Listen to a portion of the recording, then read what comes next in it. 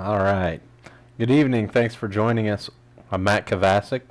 And I'm Justin Hopp. We're with Dirt Track Central. Another exciting week in racing behind us, and a good one coming up here. So we'll start off just by, first of all, thanking you all for joining us. Be sure to text us your questions, comments, or email them. You can text or leave us voicemail at 785-201-9188.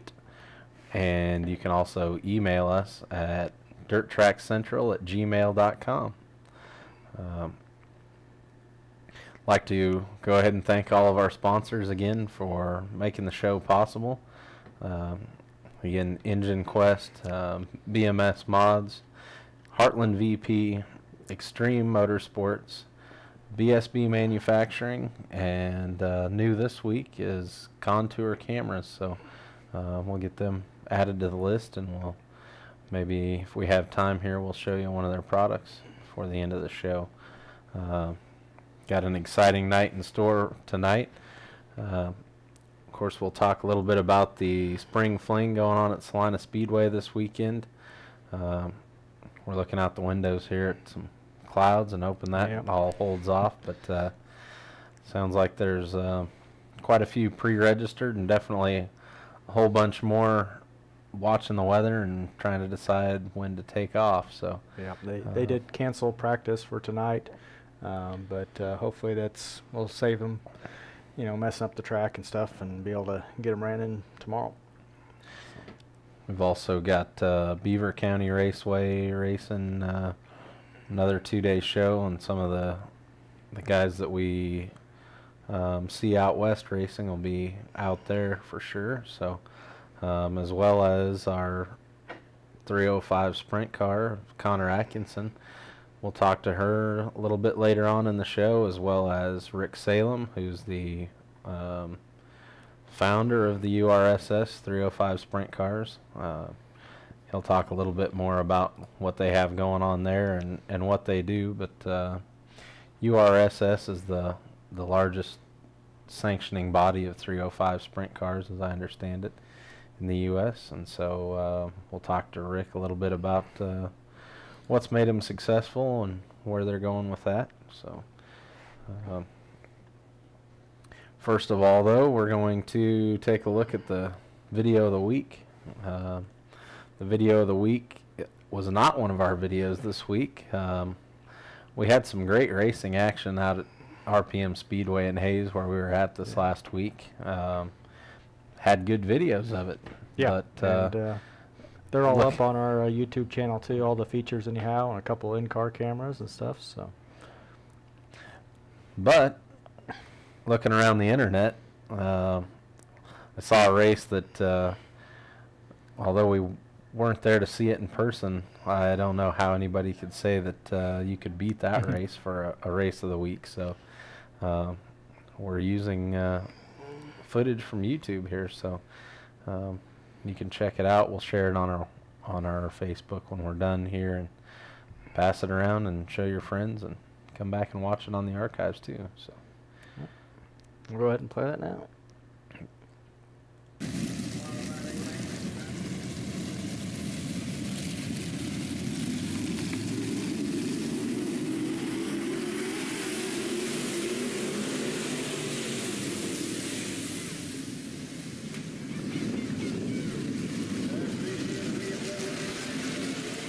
These are the IMCA modifieds at Grayson County Speedway down in Texas. You'll see the 60 of William Geld on the outside, Kevin Sestair on the bottom there. I guess he hasn't made it to the bottom yet. I'm giving things away here, but at any rate, good close race there, tight little track. So sit back and watch it here.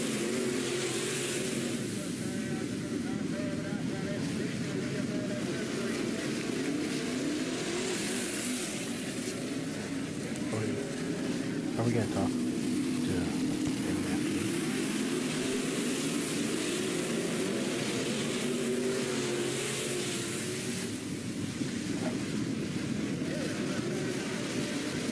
you see Kevin getting to the bottom and heading towards the front.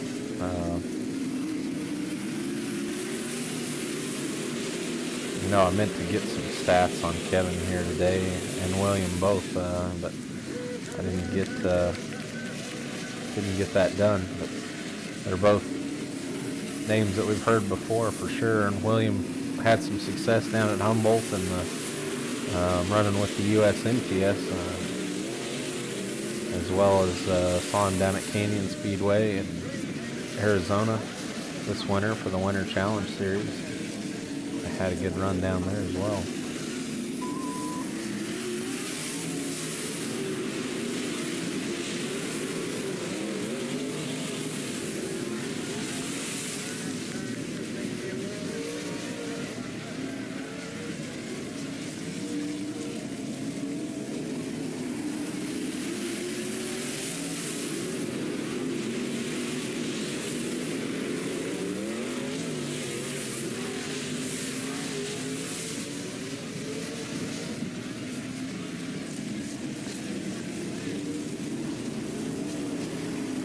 Uh-oh.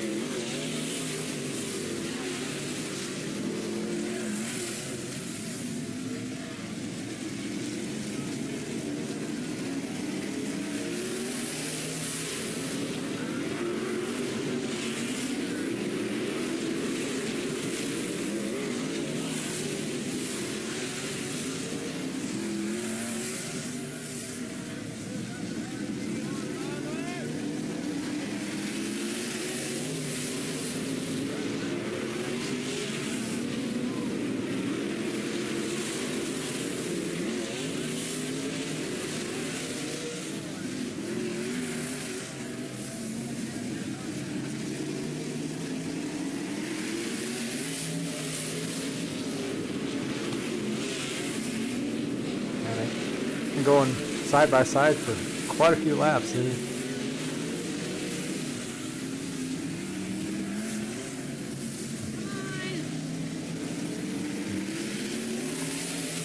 just don't see racing like that. Yeah. Seems like Gold has them every time at the Checkers, though.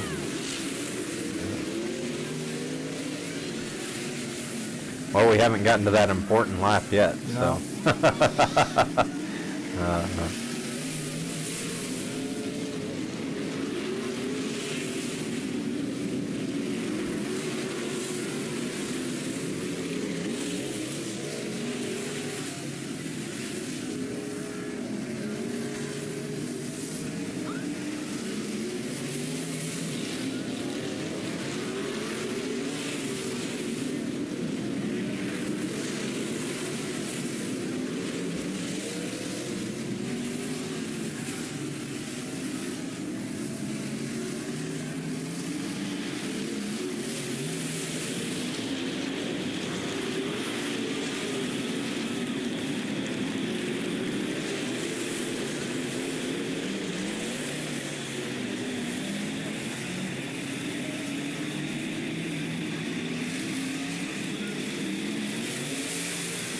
Man.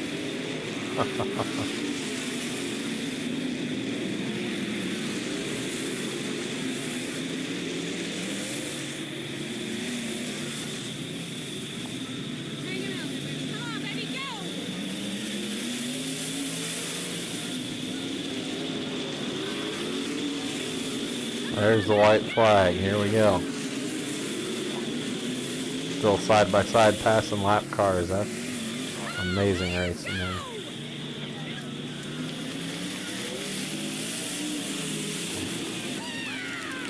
Oh. Looks like Sester leads the important lap. Might have been the only one.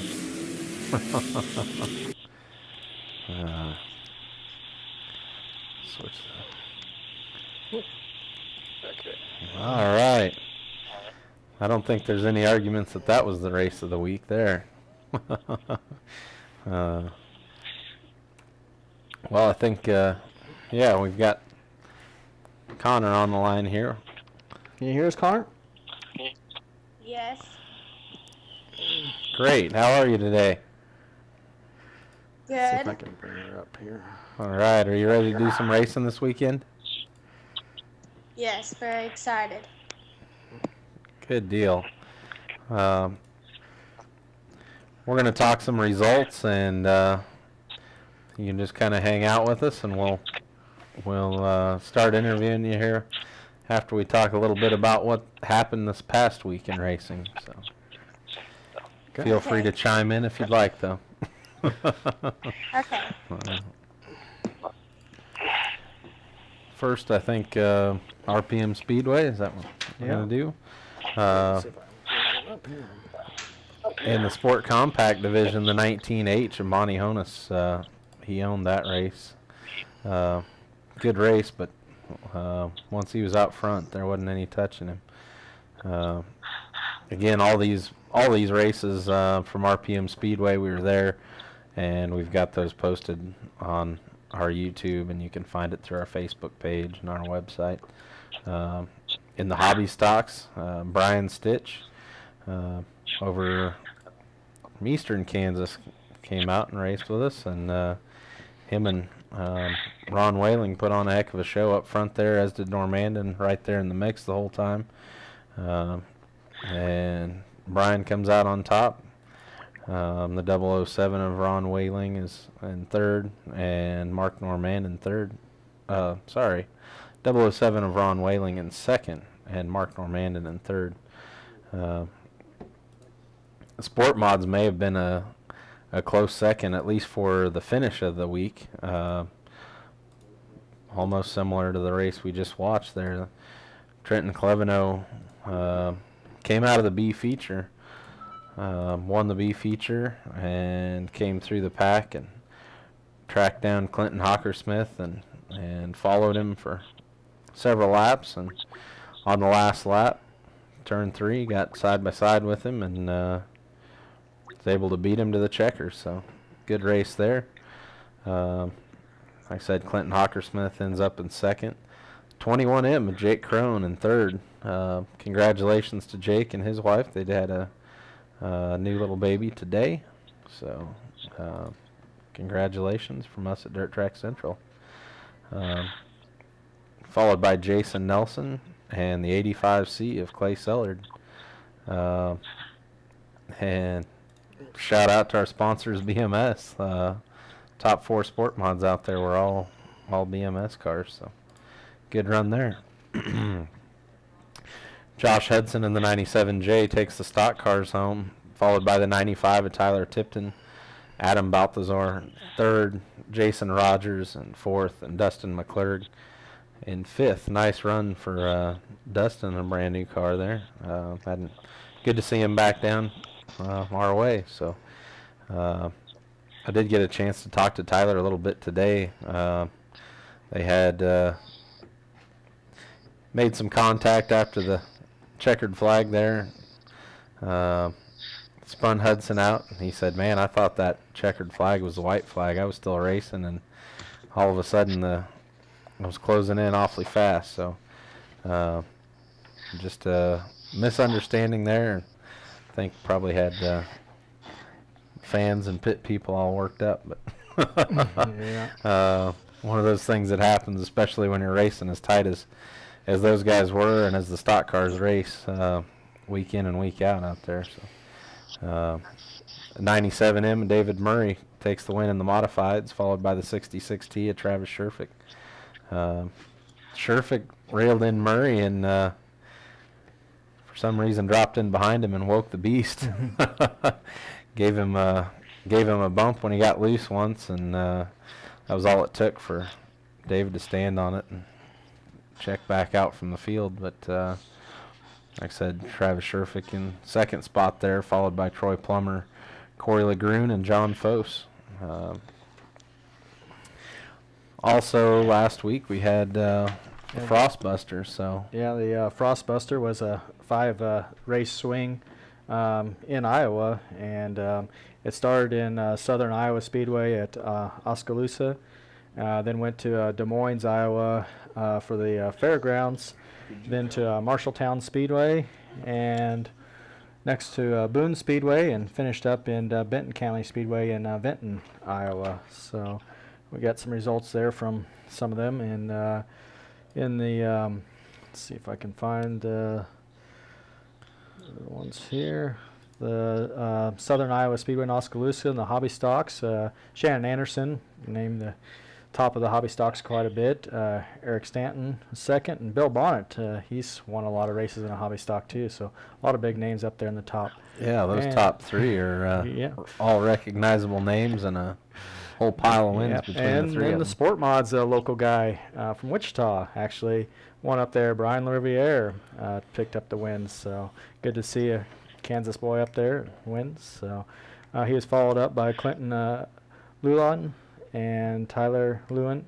I see you know. Llewellyn. Llewellyn. So I didn't realize there was. I knew they had a Hobby Stock. I didn't know there was two of them in Sport Mod until that weekend. But yeah, good run for those guys. In the stock cars, looks like John Hines took home the win.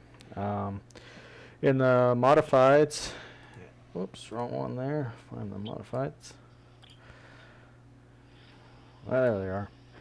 Get the right ones. Richie Gustin won over Kyle Stickler, then Mark Elliott, Lance Aronson, and Ron Lorenzi. I'm not very good at pronouncing some of these names, but Aronson.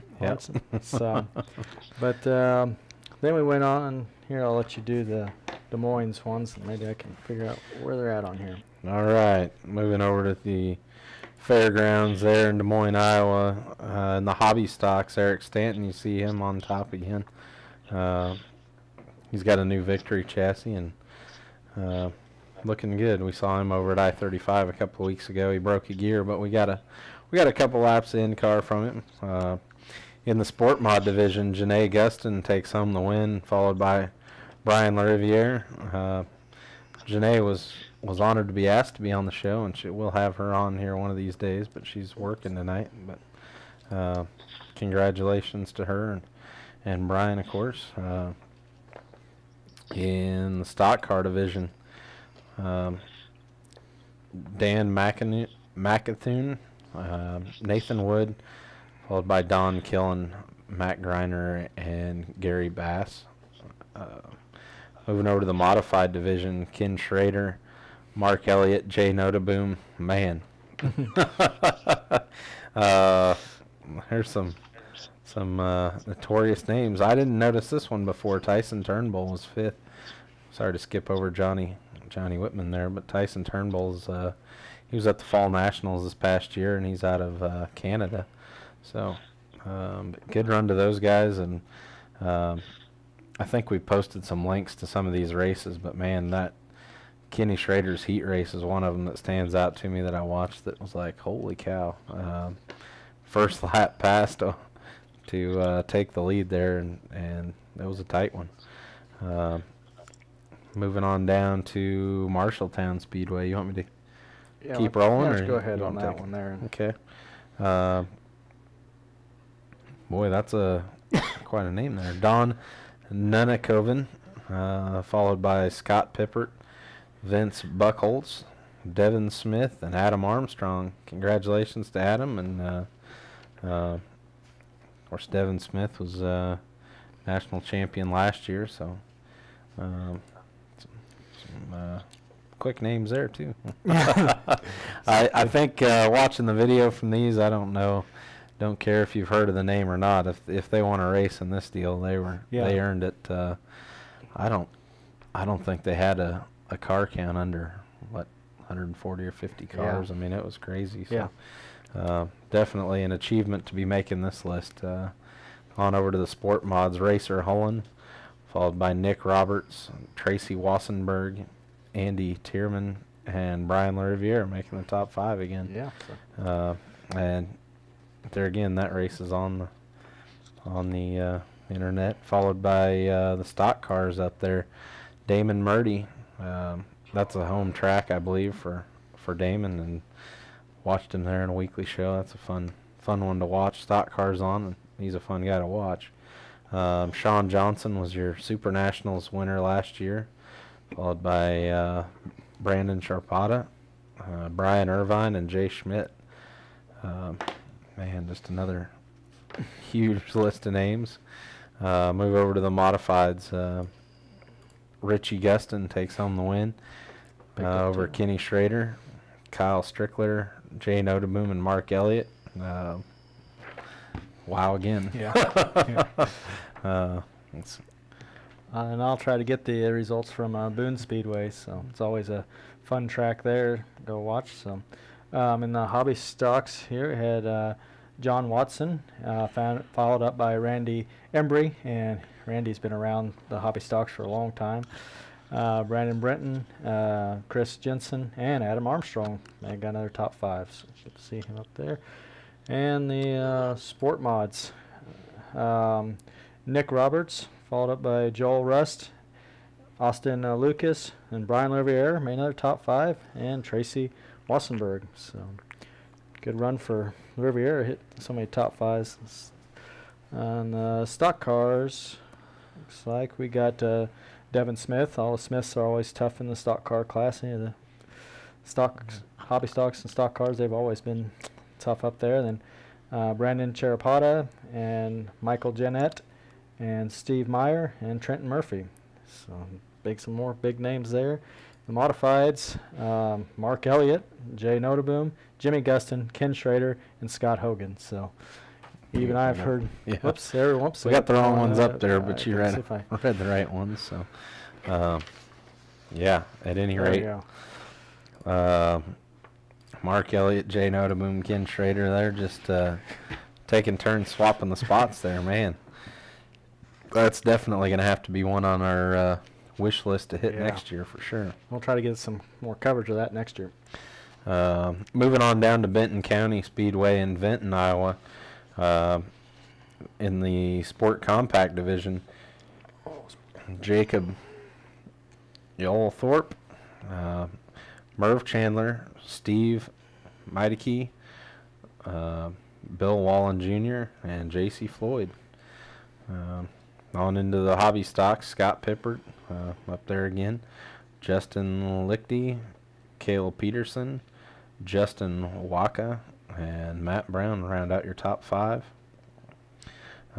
Sport mods, Austin Kaplan, he's another past national champion. Danny Dvorak, Dave McCullough, Nick Roberts, Kurt Helmer, I think all names that we've heard in that deal again. In the stock cars, Jason DeShaw, Damon Murdy, Jeff Mueller, Paul Shepard, and Austin Evans rounds out your top 5. And over into the modifieds, J.D. Oranger picking up the win, followed by Dan Radicek, Ken Schrader, Richie Guston, and Troy Cordes.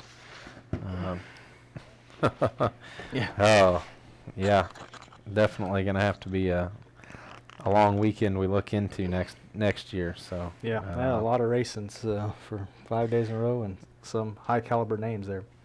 Hard to beat. Take a moment just to talk about our sponsor. If you were with us last week, you heard us talk to Eric at Engine Quest, and they're again the presenting sponsor of Dirt Track Central, and we'd like to thank them for that. Offering the IMCA spec heads for stock cars, sport mods, and hobby stocks, both in the Chevy and the Mopar variety, as well as their CNC heads for the open stock car and modified engines. So, and yeah, just give Eric a call, or of course your local speed shops. Well, I know several of our local guys are set up with EQ and can help walk you through what a great combination is for the tracks you're racing on and the class you're in. So give those guys a call. Move on to our next segment here in the news. Look at some photos of the week if you got those handy. This past week we had some new entries. We entered one ourselves, of course, again. Do you want to start with last week's photos? Yeah, let's run through what they were and how many likes they got. Well, I think we'll figure that out. There she is. No need to. There we go. All right, kind of blew the top spot, I think. Yeah. Right We'll off the start bat with this there. one here. Okay. This one was shot by Dirt Track Devils photographer David Chivaria. Little 3-car battle going on there early in the race between the 87 of Kenny Sweet and the 2X of Lyle Shepard and the 8R of Jesse Richter. So good shot there. This one, A little hard to see on this one. go ahead. Yeah, with it resized like that, it's tough to see. But this is the 4-wide salute at the beginning of the King of America US MTS race down at Humboldt, Kansas. That one was, let's see, I didn't get him. Didn't get his name tag there. Mike Spivey was the photographer on this one, and you can check out this one and the rest of his photos at spiveyphoto.com. So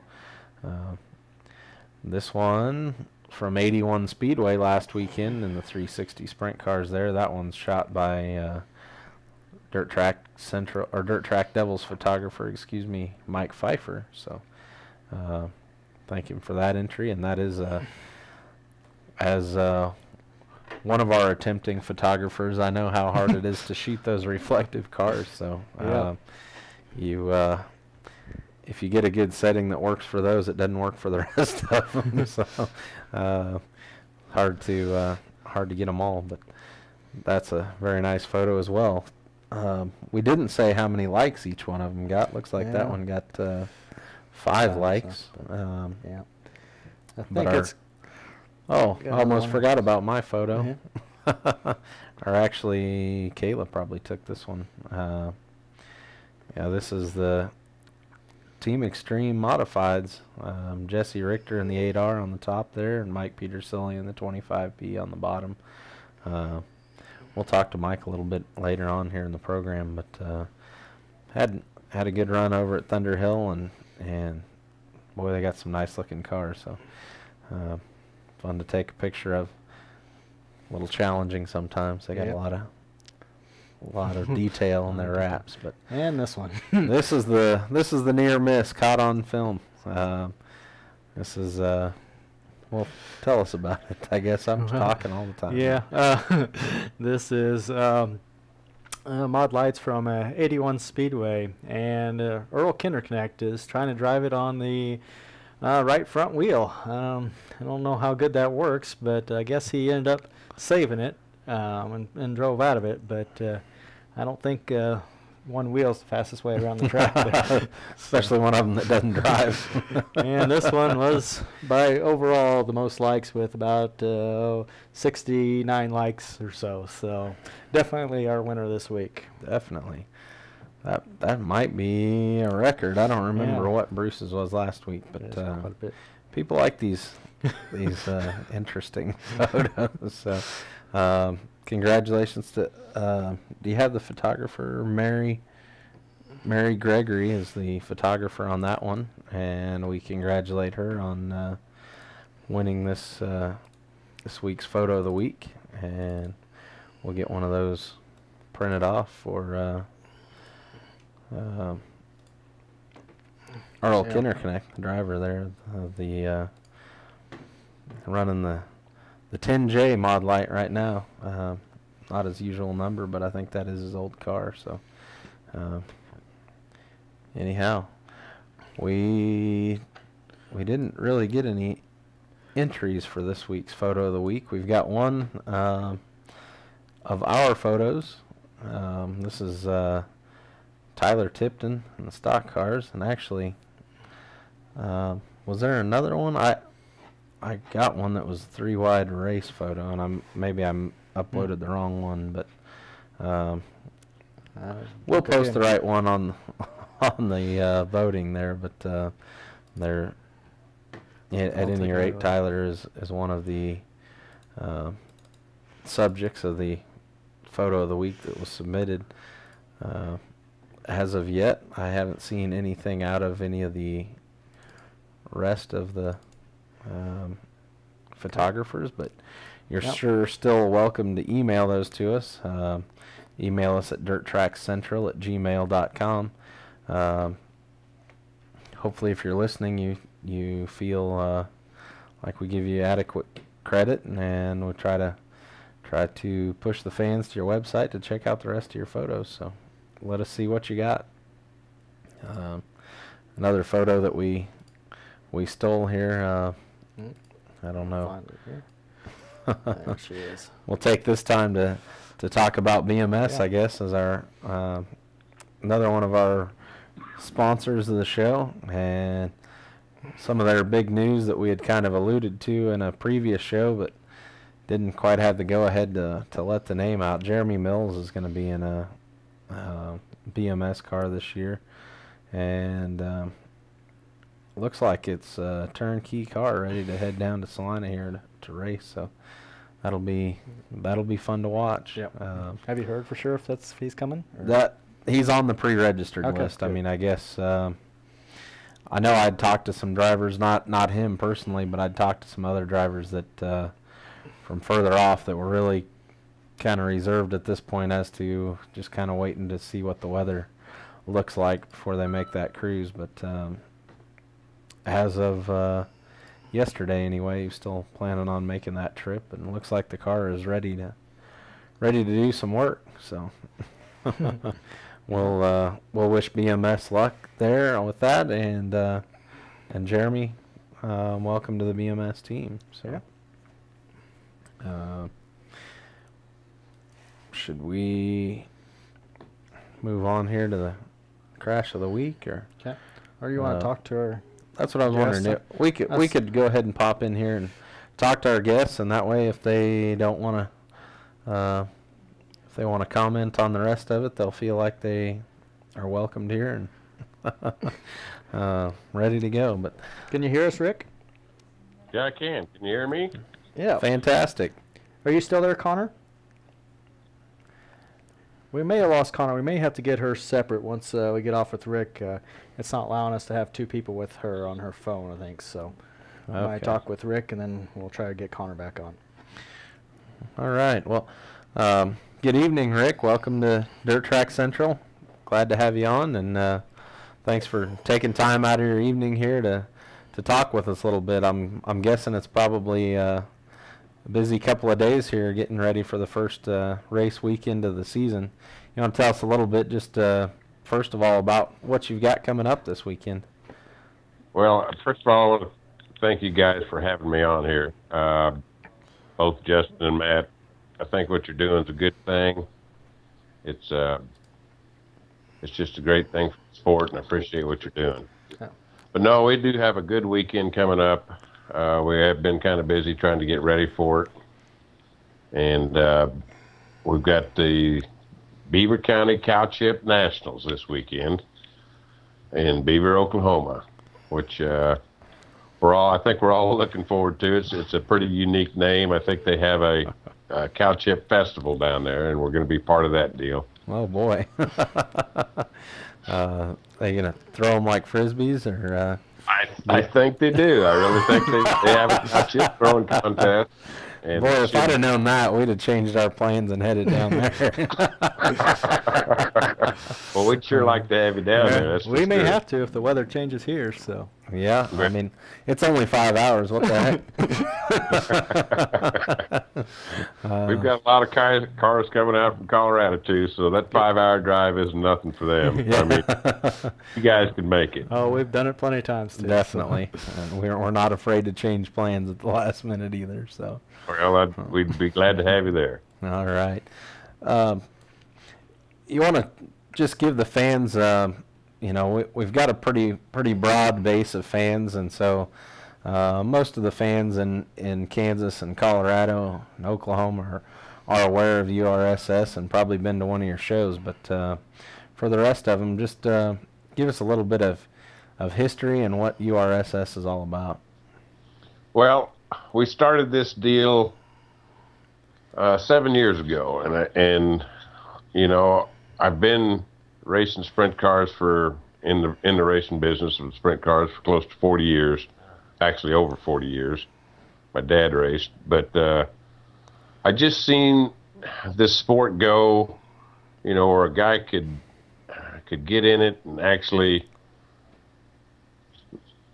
Years ago, it wasn't a big money deal. It was we didn't have the wings on them, and you could build a 350, or I think I started with even a 302 back in the days. Yeah. We used to run 302s and the super modifieds, but you know, it's just gotten so expensive here lately. The $30,000 to $40,000 to $50,000 motors has gotten out of hand, and I just happened to go to a race one night, and my son actually was racing in it, and he got a chance. Somebody asked him to drive his 305, and to be right honest with you, I wasn't all that excited about it, but I went, had to help him. And I tell you what, I seen a race between three of them guys that they put on.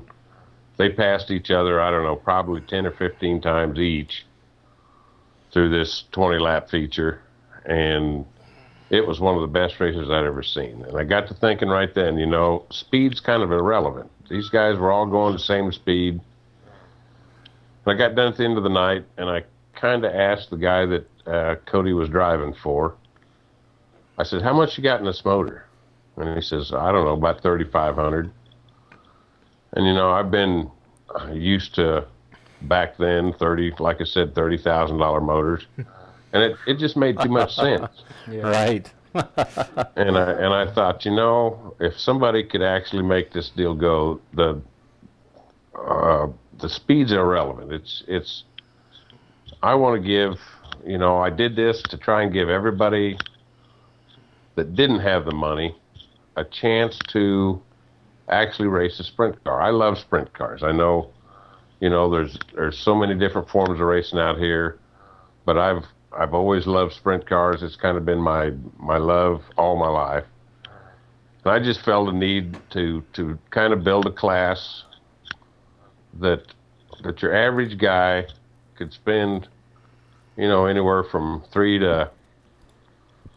I think the motors are getting up in the $8,000 to $10,000 range for some of them now, but that's still an extremely cheap motor for a sprint car. And it was also getting, you know, to the point where the promoters couldn't afford to have a good sprint car show. They're 12 to 15 to like a World Outlaw show, $75,000. And I thought if I could give the racers an opportunity to race for without having to mortgage their house and sell everything they had to go racing, and promoters a chance to have a good sprint car show for a reasonable price, I really felt it would work. And so far, you know, we've done a real good job of a whole lot of the deal is policing the motors. I've got, you know, the rules on the motors. They're only as good as you take care of them and police them. And it's just a deal where we pretty much stay on top of guys. Most of the guys know, and gals now, know that if they cheat, they're probably going to get caught. And so we don't really have any of that, and it just makes for a fun series that everybody can go out, feel they're on the same page with everybody else, and have fun and race a sprint car and put on a great show for the crowd. So that's kind of how I got started, and I'm happy where it's gotten to be, and it's kind of a problem sometimes to keep care of it all and keep trying to keep everybody happy. But so far, we're just doing the best we can. Is about all I can do. Have you had much for rule changes as the class has gone on? I mean, I know that traditionally, obviously, the sprint cars didn't start out to be like you said, the ridiculously expensive cars that they are today in the open world, and a class evolution is always kind of the battle of keeping those limited classes alive. How do you combat that? Have you had much evolution, or are you pretty well sticking to your guns? No, we've stuck to our guns. Like I said, I've been in this for so many years. I've seen the evolutions of sprint cars go up and down through the deal. I kind of wanted to see, and I told everybody, I said, I'd like to see what this series could become if we just leave the rules alone for at least 15 years. And like I said, it's a deal. The only rule we've basically changed since we started this deal is we went to a spec head. When we originally started it, it was a 305 stock head. It had so many different numbers on it that it was pretty hard to know what each number CC chambers were. And then we had people kind of, you know how they are, racers are. They'll fudge it up, and they'll cheat them up, massaging the heads. So I finally, like I said, I went to the spec head, the World Products head, which we've been real happy with. It's a good, tough, solid head. We have a stamp inside the intake runners, a stamp on the intake surface. We CC each head and know what it is. We keep a record of it. They get it, and they know if they do anything to it, we're going to catch them at it. But and it's like I said, it brought parity to the class. We don't have anybody actually running off from anybody, and it's kept this deal affordable. It's kept it fun.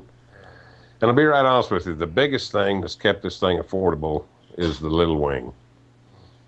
As far as I'm concerned, a 305 with the horsepower they got, they're up close to the 500 horsepower range now, but they don't need 25 square foot of wing to plant that motor so hard that it just makes it expensive. I mean, anytime you start putting that much downforce on a motor, it just pulls the guts out of it.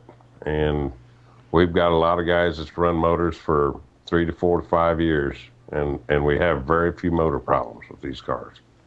So I'm not a proponent to change it to the big wing, and I don't think any of my racers are either. Most of them all like the little wing. I like the fact some of them went down south to Texas here a few weeks back, and they basically said it wasn't any fun. They said they put that 25 square foot wing on. It's just mat it to the floor and kind of turn it here and there, and they, out of the 26 cars that they had in Lubbock here a while back, they blew 8 motors up. So wow. if they think that's saving them money, they're wrong. Yeah. Right. I know that a lot of our fan base is familiar with IMCA, maybe not quite so much the IMCA sprint cars, but I guess me personally, I've had curiosity as to the IMCA sprint cars are a 305 as well. Is that correct? IMCA is dabbling in the idea of starting a 305 class, yeah. Okay, they so haven't done it yet. The sprint cars they have in existence then are 360 then, maybe? I don't know. Yeah, Yeah, I think most of the sprint cars that they've run for several years are 360s. With some type of spec head, I think. So, well, I'm not sure exactly. It used to be the IMCA rules years ago where they kind of had a claim rule, and I don't know whether they, like I said, there's not enough of them around anymore to actually. I don't know exactly what they have. I do know they are thinking about getting in the 305 class, and I've got mixed feelings about it, but it is what it is, you know. Right. Well, you've proven that that it works. And you know,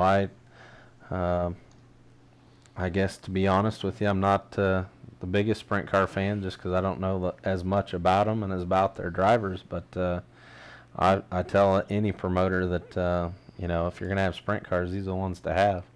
Yeah.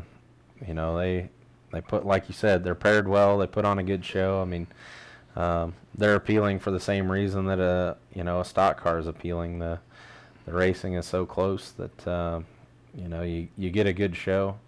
You guys are drawing great car counts, so you know, it's hard to argue with the price. Obviously, like you mentioned before, you know, the money is just as hard to come by, if not harder nowadays than it ever has been. And with all the competition for entertainment dollars these days, you know, trying to get enough people in the stands to have one of those big $25,000 to $75,000 sprint car shows is just not feasible for most promoters. So you're giving them a great option. Kind of hoping that we see a similar deal happen with the late models here. Salina's working on you know, kind of getting on board with what some of the Nebraska and Missouri tracks have already done with you know, bringing in crate motors and spec motors and that kind of thing. And I think there's definitely something to be said for the limited rules in racing. So, well, like you said, it's all about the show. If you put on a good show, you know, and a good close racing, that's what the fans come to see, and that's what we're out there to do, is please the fans. Because when we quit pleasing the fans, we're done, basically. Right. Yeah, they quit coming back, and when they don't spend the money, then promoters can't afford to have you there. So. Exactly. Exactly. And one of our deals we do, we invert. We've got a point system that they run through in heats. We only qualify the top 10 through the heats into the feature, and they line up. Those top 10 line up according to their point average, inverted. So your high point guy is going to start 10th in that feature, and he knows it going out there. And like I say, it just makes for a lot of passing. Last year, out of the 39 shows we had 20 different winners. Wow. And that's something that's it's not very common in sprint car racing nowadays. Right. Well, I mean, really, any class, especially when you get to you know, individuals traveling around together and racing each other week in and week out. You know, it seems like a lot of times the fans get to know 3 or 4 names, and they know those names because that's what they see at the top of the results. And so, exactly. You know, that stat right there speaks volumes for the parity of the cars. So. Exactly. And if there's anything I hate to see, it's the car start on the front row and drive off and win the race. Yeah.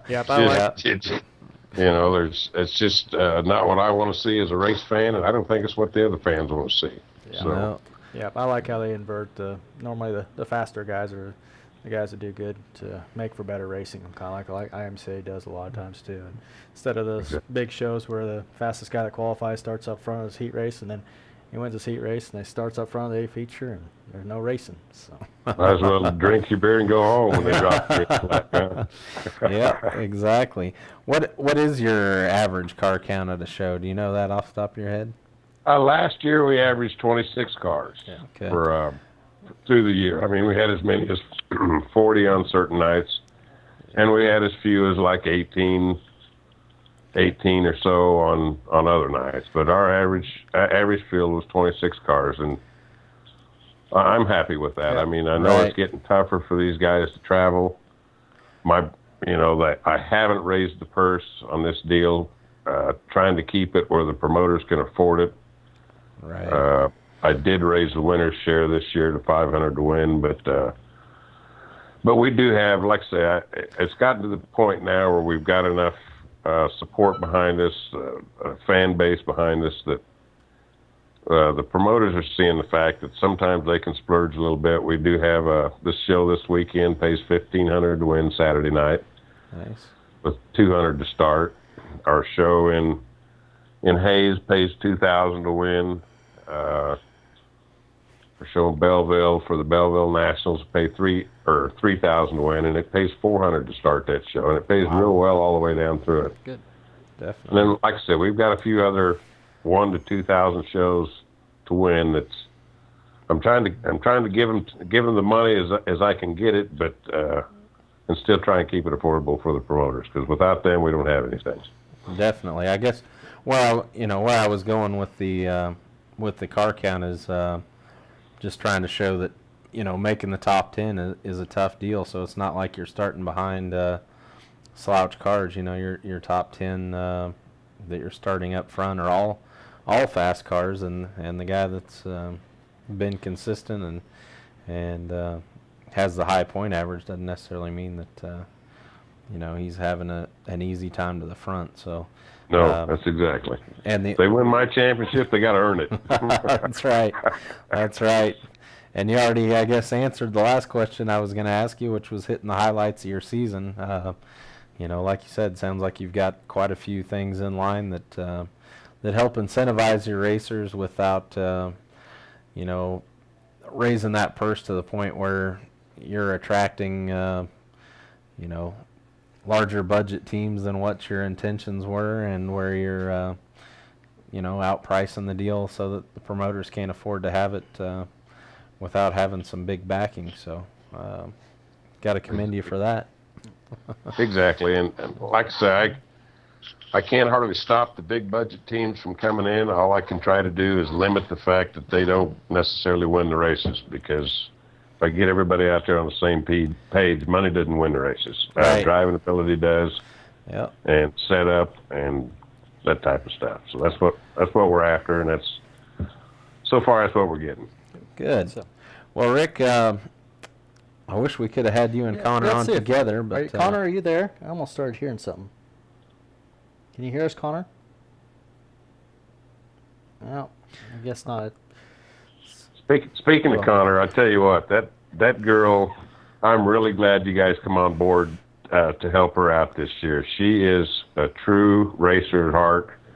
Her family's a great family to be associated with. She's a matter of fact, I think the last race we had at Beaver, she led about half that race. And I think she ended up third or somewhere in there, but she did a whale of a job.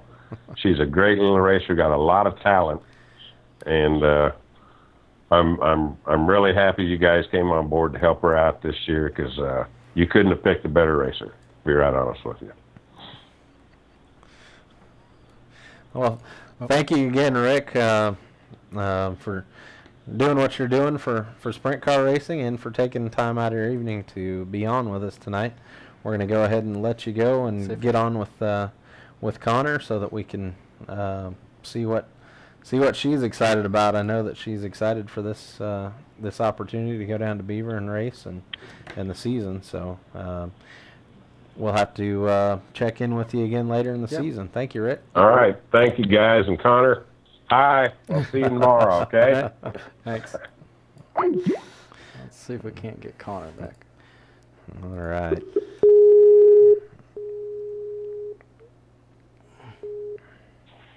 Hey there, Connor? Yep. Yep. Sorry we couldn't get both of you on at the same time, so Rick had to go, but you're on with Justin and Matt. So. All right. Welcome. How are you this evening? Good.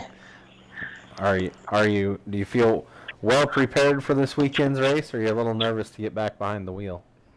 I'm very well prepared, ready to start racing.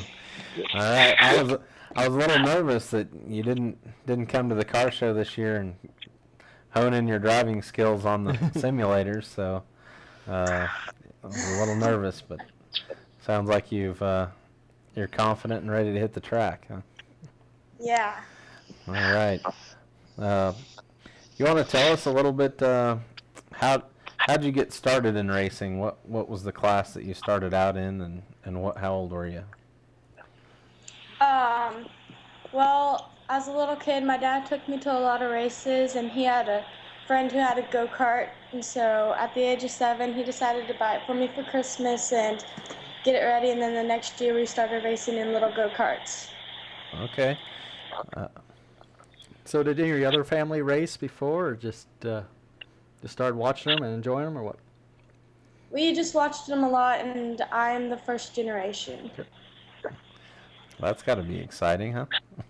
Yeah. I got a chance to see the new number 17 last night, a couple nights ago, and looks like it's looking good and ready to hit the track. Yeah. Oh, we got a picture up of your old J Husker car there. So, I guess I cut you off. Maybe you started out in go-karts and apparently then moved into J Huskers. Is that right? I moved up to cage karts and then went into the J Husker series. Okay. How long did you run with the J Huskers? I think a year or two. Okay, a couple seasons in those. And, Yeah. all right. What's your plans for the year? Are you chasing after points for the URSS? Are you gonna follow all those races, or? Yeah, we definitely plan on following all the races. Grandpa probably doesn't think about the points, but me and my dad are pretty much set for the points. Well, as long as the driver's determined, I'm sure you can drag Grandpa along, no problem, right? Yeah. We're showing the fans here some pictures of you racing at Belleville.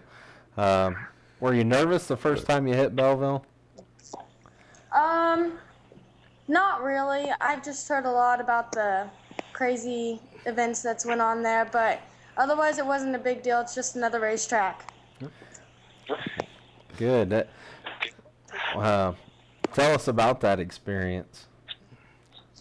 Well, first experience was a little frightening, but when the lights went out. So, I mean, that was a little different, hard to control, but everything ended up, nothing was crashed, so it was pretty okay. Oh, that had to be an exciting ride, I'm sure. I think on our Hop Up Performance YouTube page, we've got some in-car video from that one of the races at Belleville anyway, and one of the exciting things for the Dirt Track Central fans this year is we're going to be working with Connor on some in-car video and sending a camera out with her to capture her action, and you know, they are traveling all over just like we are, and I'm sure our paths will cross throughout the season, but it'll be fun to see some video out of the sprint cars and from behind the wheel of Connor's car. So yeah. So Connor, do you do a lot of the work on your car, or is that something up to your dad, or? Well, for the most part, it's mainly my dad. I'm gone a lot for sports, but I get a lot of crud. In there. So you also got other sports you do too, huh? Basketball and track. Yeah. So you stay pretty busy then. Yes, I do. What grade are you in? I am a freshman. Freshman. All right. So you got a long road of balancing sports and racing and working on the car and all that fun stuff, huh? Yeah. Well, is there any events this summer that you're particularly looking forward to as far as racing's concerned?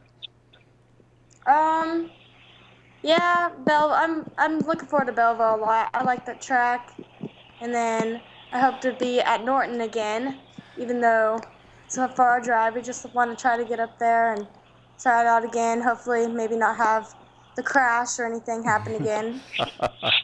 You like those big fast tracks, don't you? Yes. Half-mile racer. And so you plan on racing this weekend then down in Beaver? Yes, I do. You got the car all ready to go? Yeah. Yep. All right. Well, I think that we might have ran a little bit long with Yeah. Rick. You want to say something? Give us some of your sponsors a shout out, Connor? Yeah, first of all, Dirt Track Central, Right. D&D Towing, let's see, Ramsey Oil, JP Automotive, Jeremy Pinka, and Sean Burks. Excellent. Good. All right. Well, we want to wish you good luck this weekend, and like we told Rick earlier, if the dreaded R word comes our way, don't be surprised to see us down there with you. So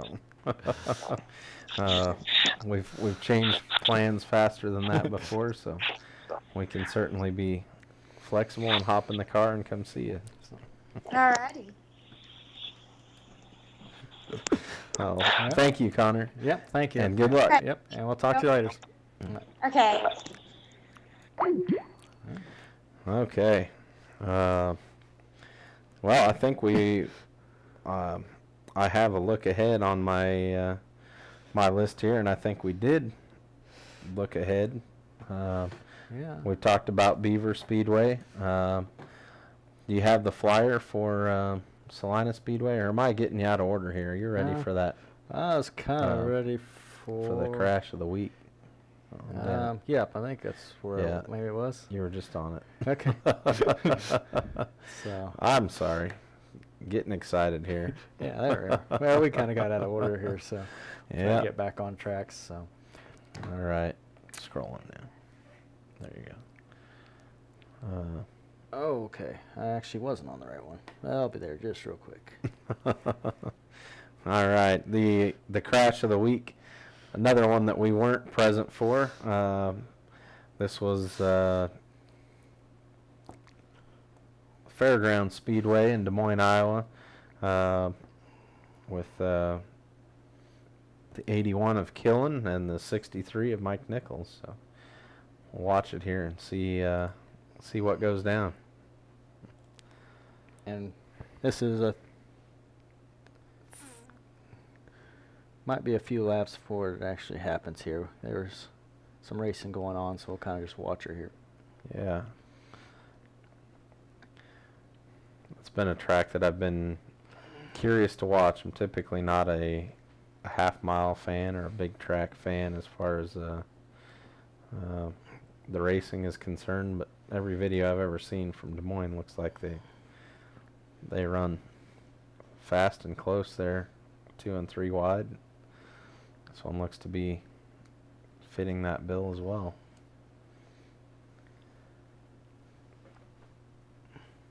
You see in the blue and orange there is Mike Nichols working his way to the front. Killen's your current leader.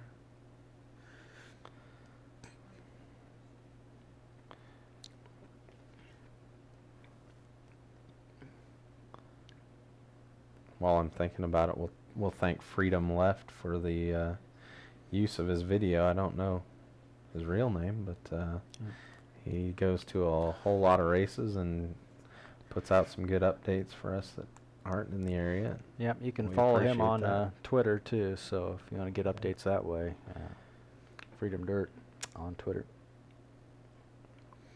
Well, Mike's ran him down Reeling him here. in.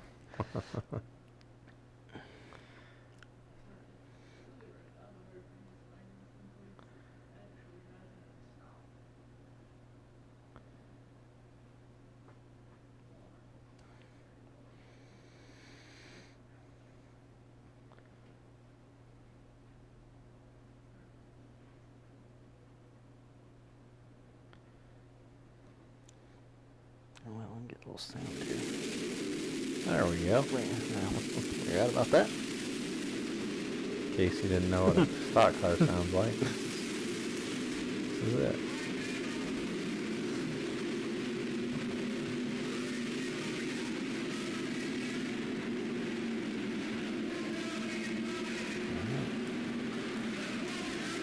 Side by side there, flag stamp.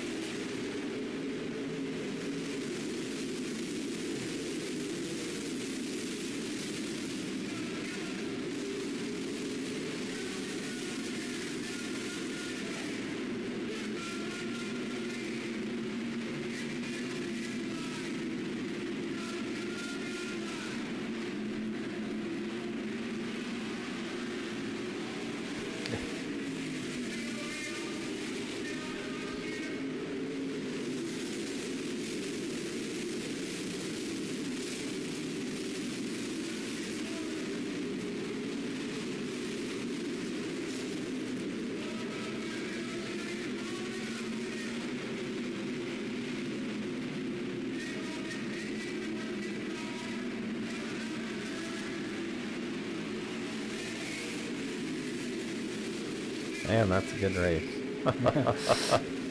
Yeah, for now, anyway. yeah, they Giving the fans their $10 worth.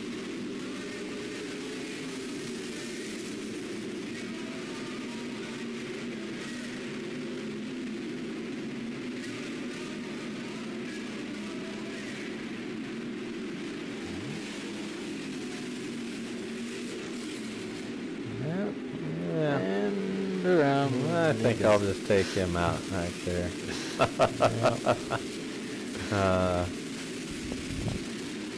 We made Not a huge exciting crash, but it nonetheless. kind of a forced one, I'd say. Probably. Yeah. We'll see if we can't see again. Does look like Mike kind of thought he had him cleared and moves up a little bit. Gets into him, but Killen didn't seem to like that pass and kept the old throttle down through the corner.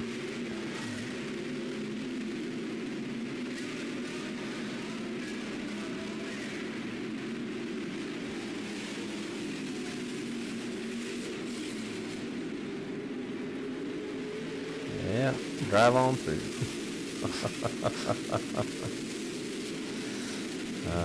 Luckily they were checked out from the field and doesn't appear there was much damage, but always hate to see that. Interesting call there too. Apparently had a black flag and recalled it, which is interesting. I don't know if I've ever seen that before, but I guess that's the flagman's call. So That happens. so yep, it's and I guess that's as they say in any sport, that's what makes a champion, when you can not only beat your competitors but the officials as well. So sometimes you encounter difficulties there. So anyway, that's the good, bad, and the ugly. Go ahead and talk about another sponsor here real quick. BSB Manufacturing is a sponsor of ours here. They obviously produce chassis parts, suspension parts, supplied to many of your chassis builders. They also are supplying brake pads, springs, and shocks, which are when we talk to Jay, a lot of it is technical and above my head. Hop's the setup guy. I'm a fan. I don't know a whole lot about what makes the things go, but or at least not near as much as those technical guys talking. Yeah, but they certainly can help you out with the right spring shock combination. And the thing that was baffling to me is having the right brakes in the right places helps create traction, I'm told. And you're seeing it more and more with the more aggressive brake pads, and they're not doing it all the way around, but the sparks and the things, a lot of fans that haven't been at the track as frequently here. What's wrong? Something's wrong there. And when it's coming off the brake rotors, that's something they're doing on purpose these days, which tough on rotors, but gets you to the front, I guess. So helps keep that car hooked up. So at any rate, if you need help hooking up your horsepower, Jay and the boys at BSB are the guys to call. So give them a shout. Well, Mike, we'll move on to the bonehead of the week move, I guess. And this is going to be something that we shot from RPM Speedway in Hayes in the hobby stocks. And, well, just from a heat race, and we'll just go ahead and play it and let you guys see here. Again, hobby stocks out at RPM Speedway this weekend. We also want to thank Dallas Dunn for helping us videotape this weekend in Hayes. We're always running around, got tons of things to do, so it's nice having one extra person there helping out. Definitely.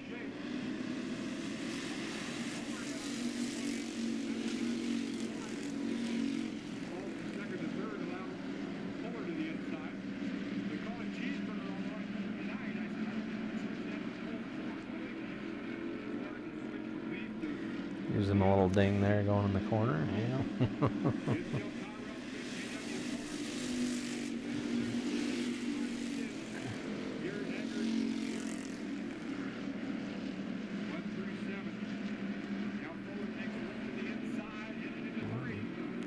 Diver down in there, make a little contact. Enough to move Terrell up out of the way. And away he goes. And it looks a little like a little Not payback. so fast, apparently. So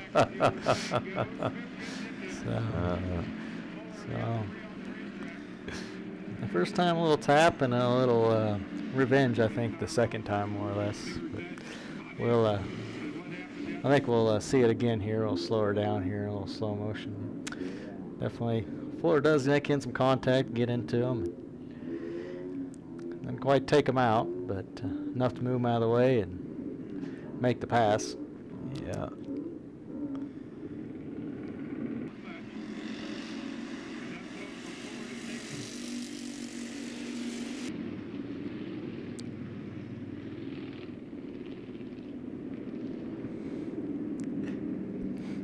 And the funny thing I saw on this, Fuller ended up getting a flat tire, but it was his right rear tire that went flat, not his left rear. He got hit in the left rear. And Yeah, I didn't even think of that, but yeah, that's a little more abuse than it could take, apparently.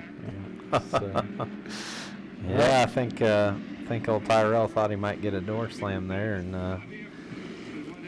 didn't quite make the complete contact, but he got him out of the way. I think, if I heard correctly, the flagman and guys had a little talk, or going to have a little talk with these guys, and let them know they can't play nice, they can't play at all. So yeah.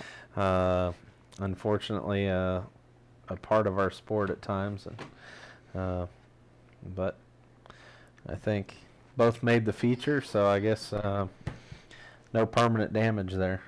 Yeah, and we did get some videos up there, the feature race, and I got a few more to do. I do actually have a Fuller's in-car video from his B feature where he kind of had to come from the back, and I don't remember exactly where he finished, but enough to transfer in today. So, Right, yeah. So we'll have that up later this weekend too, so you can watch that and all the other feature races there from RPM Speedway's season opener, and thanks again to Dallas for shooting that for us this weekend.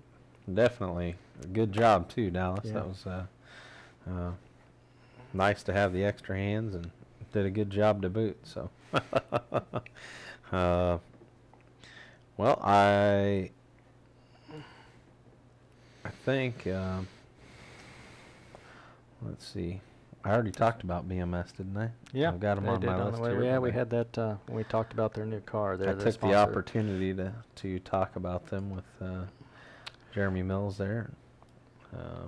We talked about So, Heartland Fuel VP Fund, is yeah. another one of our sponsors that we'd like to thank for helping with the show, and there again,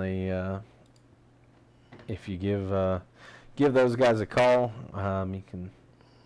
Their number there is 785-539-2700. Call Justin and tell him what you're running, what class you're running, what your combination is, and they can hook you up with the right fuel.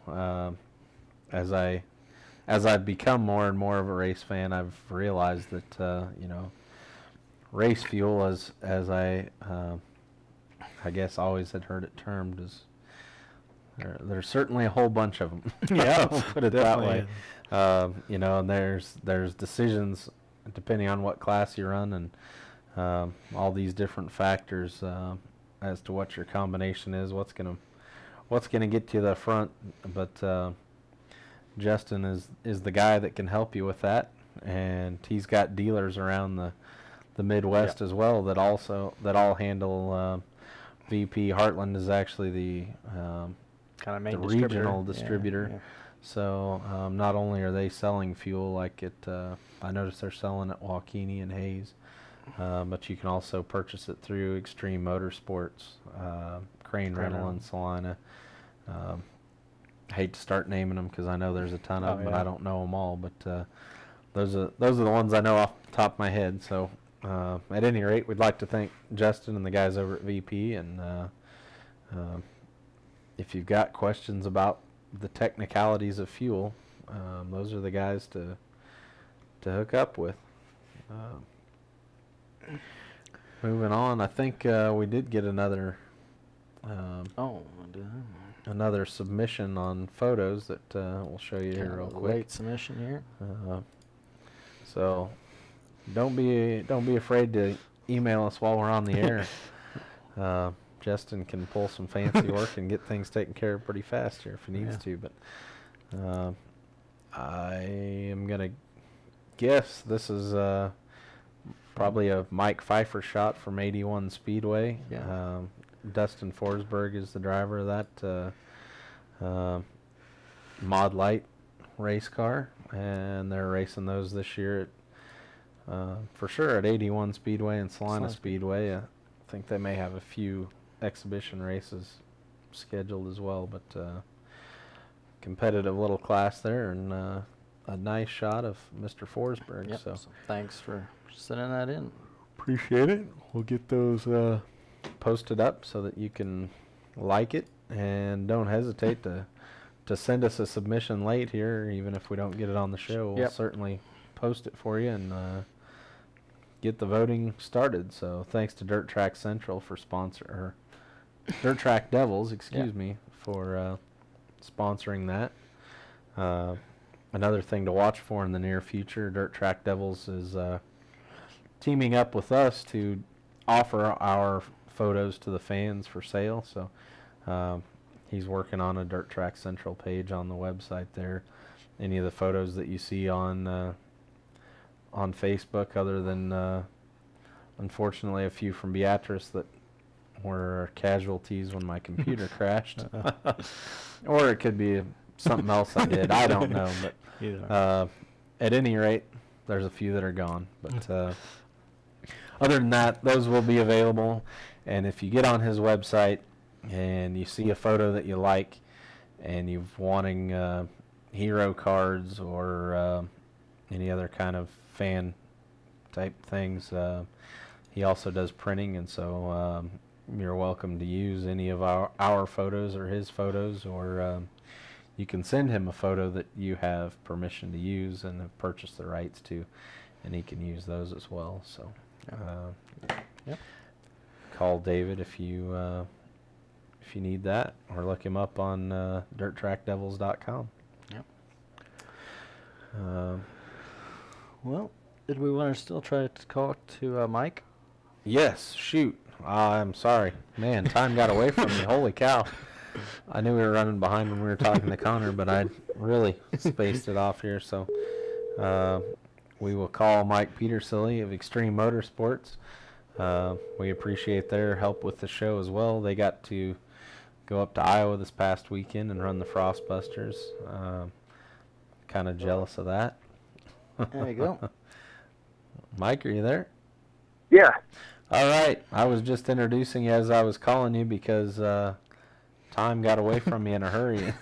And Oh, that's okay. my goodness, the show flies along. But I was just telling the fans that you were able to make it up to the Frostbusters in Iowa last weekend, and as we were rolling through the list of top spots there, boy, names and car counts and histories of tracks up there just kind of makes a race fan's mouth water. So I know we missed some good stuff. You want to tell us about your guys' experience up there? Yeah, we had a really good time. The half-mile tracks are not like half-mile tracks around here. They are huge. Even bigger than Norton? Oh yeah. Really? Wow. Yeah, they're big. But it was a good time. We learned a lot of good cars. I think it's going to make you better when you go race with those guys. So Almost definitely. Certainly. Had a lot of fun. The only track I really had any decent luck at was at Boone, and made the A there right out of the heat. So that was good, and then got a little crash in the A, but still made it. Nice. Yeah, the only one you got a little experience with. You had some notes to go back to, I suppose, huh? Yeah, exactly. Yeah. So, and got a little jump start for the Super Nationals this year. I guess we assume anyway that that's the plan for you guys. Yeah, we'll definitely go back to that, and hopefully it'll help us out for that. We learned a lot there. I've got a totally new design car this year, so it was a good experience for me to run it a few times up there and kind of get the feel for it. Yep. All right. Sounds like you had a good run there. You pretty excited with the design changes you made? Did you come back and want to cut on it, or are you happy? No, I'm real happy with it so far. Everything's done exactly what I wanted to do, and we'll see how it goes this season, but I think it's in the right direction. Excellent. How did we saw Brian's name in the results several times, and that's always exciting for us Kansas fans to sit at home and see Kansas names in the results. Did you guys make some changes to sport mods this year as well, or? Very little on the sport mod. I mean, it's kind of one of the deals when you got something that works that good, why mess with it? Yeah, don't mess it up. Yeah. Exactly. Yeah. And Brian's still running his old car right now. We don't have his new one completed yet, so. Okay. So he's kind of got the feel for it. Yeah, most definitely. Yes. Well, definitely got to go up there and have some fun and hang out with racers, which is kind of really what it's all about. I mean, everybody wants to win, but if you're not having fun, no sense in going, right? Yeah, it was a good time, and it's good for the business, I think. We talked to a lot of people, about cars and parts, and that's always got to be good, too. So certainly. Get your name up there. Most definitely. Let's talk a little bit about the cars and the parts. I mean, we obviously want to thank you for sponsoring the show, and the goal for guys like yourself is to obviously to get to race and have fun. You got to sell cars and parts, and so tell us about what you guys offer so that the fans know where to go. We got full line. We got several companies we're dealers for. We sell everything from, we got tires and fuel and build the chassis. We're supplying Salina Speedway with parts, and then we also supply Thunder Hill up at Mayetta with parts this year. Pretty much can get anything you need. Excellent. Good. What's a good way that they can get a hold of you? We're going to have a website. It's not really going yet. It's going to be firstclasschassis.com. Okay. As soon as that gets up and going, we'll start pushing it. Right now, just we got a Facebook page, Xtreme Motorsports. They can call us there, 620-796-2290. Of course, we'll be at every race at Salina, on Fridays, and then we'll be at Mayetta on Saturdays for sure. So, good deal. Obviously, you guys. I hadn't had a chance to talk to Jesse, not to leave you out, but boy, at Thunder Hill, he sure had quite a run on that dry stuff, and wanted to commend him for that. But looks like you got a handle on your new cars there on the slick stuff for sure. Yeah, that's what we've been working on a lot, and yeah, he had a heck of a run on that first day up there. We're kind of figuring some of that out. It was kind of neat, I kind of like racing on the heavier racetracks myself, but it was neat to go to Iowa, and the tracks turned out dry. I mean, it's not what I had in mind, but it was neat to go there and and then race on that and learn it with the other cars. I mean, Marshalltown had 70 some mods, and I started at the back of the B and missed a feature by one spot. So wow. I was real happy with that.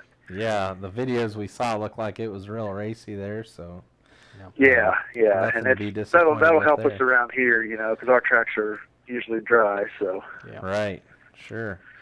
On the sport mod front, the last time I knew, you guys had a car pretty much ready in any stage of completion. A guy would want to buy it. Is that still the case? Or? Yes, it is. Right now it has an engine in it. It's kind of sitting there for a spare if one of the guys need it, but it is for sale. I had a guy stop today, actually, from Dodge City area, very, very interested in it, but as of now, we still have one ready to go, as a roller, or heck, I'll leave the engine in it if they want. Of course. We'll sell it the way you want to buy it, right? That's it. All right. And I've been taking a few of the older mods and converting them into sport mods. I've sold a couple of those here lately, so we can always do something like that too. I have one of those left, so. That's good. Good. You guys are, I guess, for the ones that don't know, you're located in Great Bend, Kansas, and so you're kind of centrally located to a lot of tracks, a lot of different ones, yes. And so I know the sport mods are really trying to get a handle on down in Dodge City and the Jetmore area. Are you guys seeing some growth down there? I know they've been working hard for the last couple of years to get that class to catch on. Yeah, it seems like it is. There's quite a few of them popping up in that area by Dodge City. Good. Well, we'll keep plugging away at it and hopefully get some extreme cars down there battling it out week in and week out. So you guys have a pretty broad range of coverage with the miles you run and the tracks you race, and especially Brian, man, he's not afraid to drive. Yeah, he's definitely not that. So, I guess I'm sure we'll talk to him later on in the season. But what is your guys' strategy for Brian? I mean, I know he's got a little one on the way and just got married. Is his racing program gonna slow down any this year? Are we looking to repeat the championship, or what's the? Oh, I think you just kind of take it as it goes right now. Okay. He's running real good right now, and just go and see how things work out. Yep. Well, yeah. When you got a new wife and baby on the way, things can change in a hurry. Yeah. I know. So sure. Wish them the best of luck and health and all that good stuff, and we wish you guys luck at Salina this weekend. Yep. So. Hey, Mike, what are your kind of plans of racing for yourself this year? Is there certain tracks you plan on hitting, or are there specials, or? We're going to definitely run the Salina and the Mayetta every week, just mainly because of the parts business, and then we'll run Waukene when we can.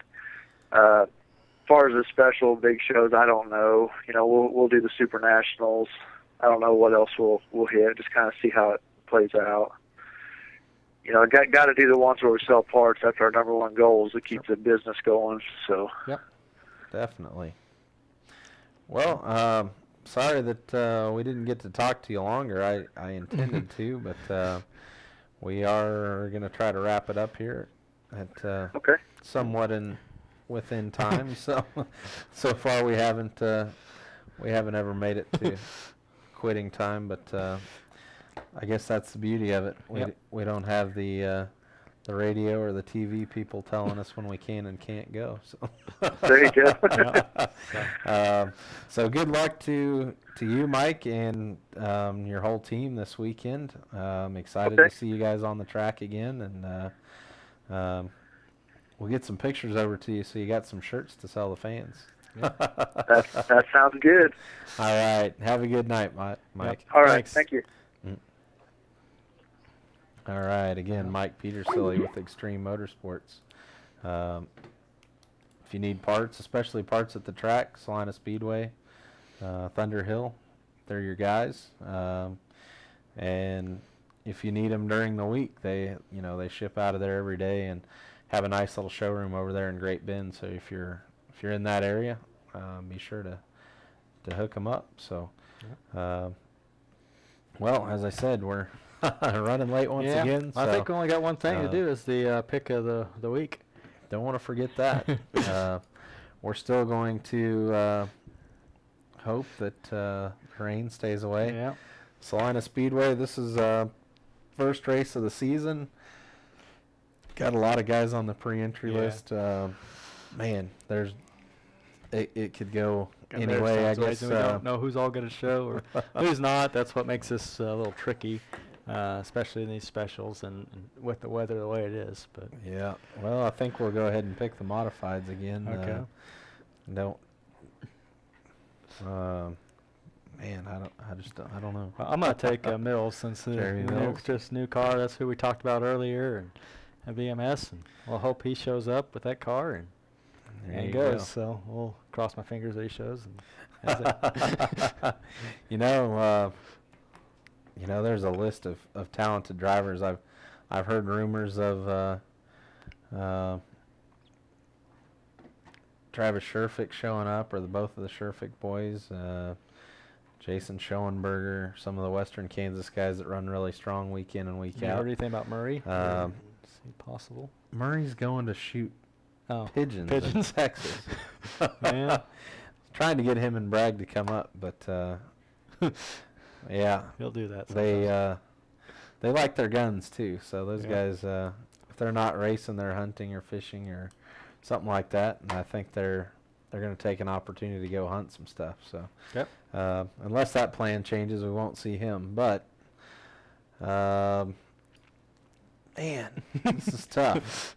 I think Blocklinger's planning to come, but I almost hate to gamble on him because I know how busy things are up there at BMS. And he'd definitely be a good pick at Slide. So, I'm going to take Danny Morrison Jr. Okay. Got a new DMR. I wouldn't say struggled, but had a decent run last week, and in talking to some of his guys, sounds like they learned a lot, and I think he's going to be one to watch. Yeah, he definitely knows how to get around Salina too. He's definitely made some laps on that, so may have a little edge on some of the outer towners too. So yep. Well, so we'll see how we do. Appreciate everyone tuning in for Dirt Track Central. This is Matt Kovacic. And I'm Justin Hopp. Have a good week. Yep.